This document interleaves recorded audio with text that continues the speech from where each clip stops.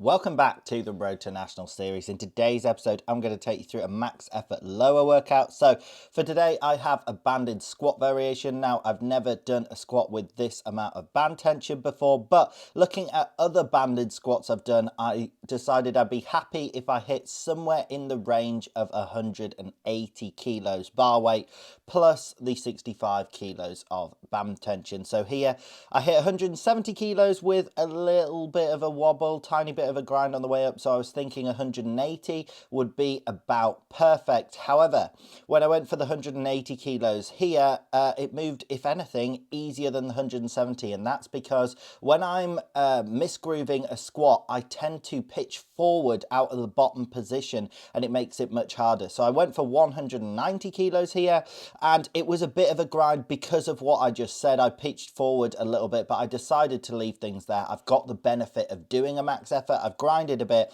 and I didn't want to overexert my knee, which is still being rehabbed.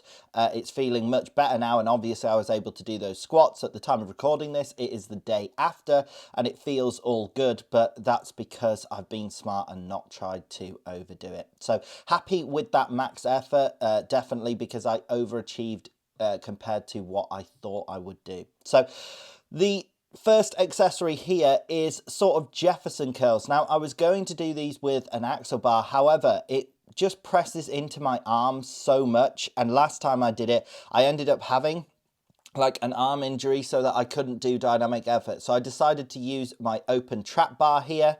My favorite of all the specialty bars I have. I use this all the time in literally so many workouts, definitely every lower workout. But here I'm basically, it's not meant to be an RDL or a stiff leg deadlift. So if you're noticing my back rounding, that is on purpose. It's meant to be a Jefferson curl, which you normally round all the way down. Now, obviously I couldn't go lower than I was going here, which I'd have liked to because the plates hit the floor. But this hit my posterior chain really well. Like, they were very challenging, and at the time of recording this, I do have a load of back DOMs and leading into my glutes and hamstrings as well. So I was very happy with those.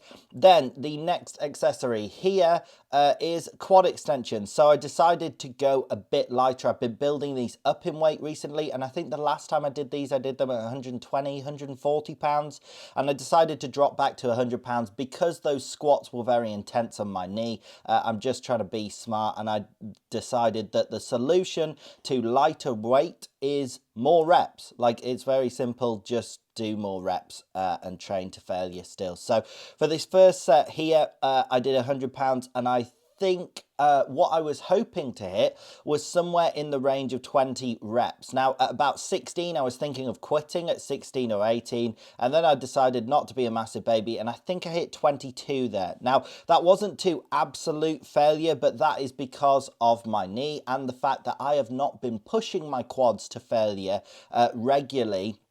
So when you are like a newbie to the gym, you don't need to train quite as intensely. You just need to train harder than you have before. So for me, today is basically the hardest I've pushed my quads. So it's still progressive overload. But with other things like my upper body, which I've trained for years, I need to be pushing like to abject failure every single set.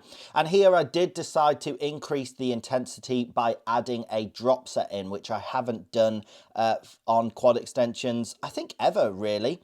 So right about now, the pin drops out there, and it drops from 100 pounds to 60 pounds and allowed me to crank out some extra reps. But I was shocked at how I just didn't feel any stronger. You can see I can't properly knock the knees out for those last reps, and my legs were like jelly after it. But a successful quad accessory, and like I say, no knee pain the following day at the time of recording this, and a great quad workout, so very happy with that. Now, the next accessory here was calf raises, doing them at 150 kilos, which I think is almost the heaviest I've done off this elevated block before. I think I've done 160 kilo calf raises off here, but for much less reps. And I found that using my weightlifting shoes with like a solid platform helps doing calf raises so much. So the issue was they were sort of slipping between reps. So that last rep there, it was barely like my toes on the block. versus like actually having the balls of my feet. So that's one issue. However, when you try and do calf raises, I suggest you try and find shoes with a solid base, because that will allow your feet to hinge on the elevated surface much better. If you do it just like barefoot, one, it can hurt your foot a lot, or if you use a shoe like a running trainer, it bends and there's not a lot of structural integrity, and it can mean that that's the limiting factor instead of the calves. So I found that these using the Olympic weightlifting shoes, which have a hard bottom, did help me crank out some extra reps and hit the calves a bit more intensely. That little shimmy I did at the bottom there was just to add even more intensity into the calves, and they were absolutely burning after this. So the next accessory here is hip abductions, and for these, as you can see, I've rigged up this sort of band setup. Now, what you can't see is me testing all the different bands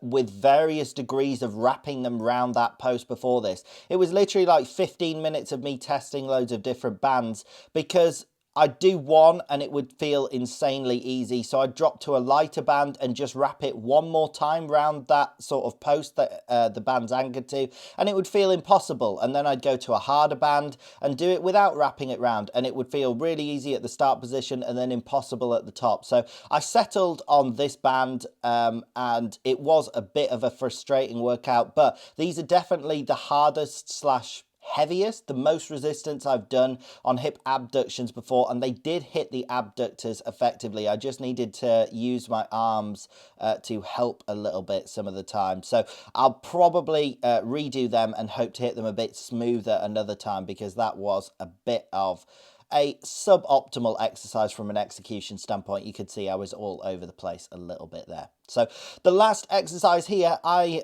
had one last exercise programmed and it just said miscellaneous lower. So this is when I could do any lower exercise that I want and to try and hit on. Now, I haven't been doing my GPP sessions recently because I've been cranking up the intensity of my regular sessions. I have been sore a lot of the time.